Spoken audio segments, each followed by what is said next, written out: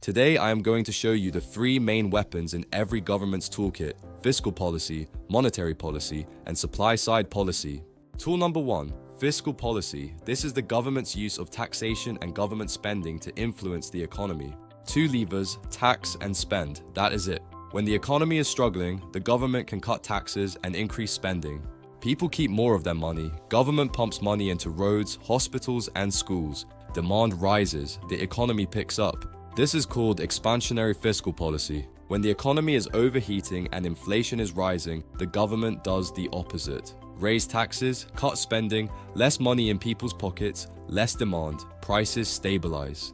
This is called contractionary fiscal policy. During COVID, governments around the world went big on expansionary fiscal policy. The US government spent over $2 trillion on unemployment support and to stimulate the economy.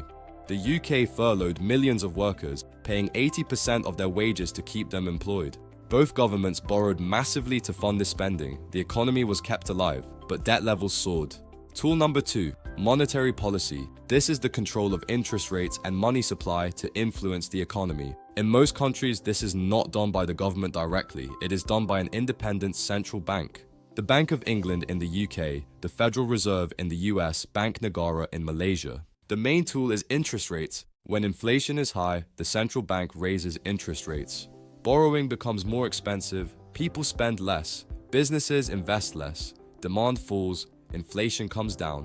When the economy is slowing, the central bank cuts interest rates. Borrowing becomes cheaper, people spend more, businesses expand, demand rises, growth picks up. Between 2022 and 2023, the US Federal Reserve raised interest rates 11 times. The most aggressive rate hiking cycle in 40 years. The goal: bring inflation down from 9% back to 2%. It worked, but it slowed the economy significantly and made mortgages far more expensive for millions of Americans. Again, every tool has a trade-off. Tool number 3, supply-side policy. Unlike fiscal and monetary policy, which manage demand, supply-side policy focuses on improving the productive capacity of the economy, making businesses more efficient, making workers more skilled, making markets more competitive. Examples of supply-side policy include investing in education and training so workers become more productive, reducing business regulations so companies can operate more efficiently, cutting corporation tax to attract foreign investment. These policies do not produce quick results. They take years, sometimes decades, but they build the long-term foundations of a stronger economy. These policies do not produce quick results. They take years, sometimes decades, but they build the long-term foundations of a stronger economy. Singapore is the gold standard of supply-side policy, consistently ranked as one of the easiest places in the world to do business. Low corporate taxes, world-class infrastructure, highly educated workforce. These were not accidents. They were decades of deliberate supply-side investment. The result, one of the most competitive economies on the planet. So there you have it, 3 tools, 3 approaches.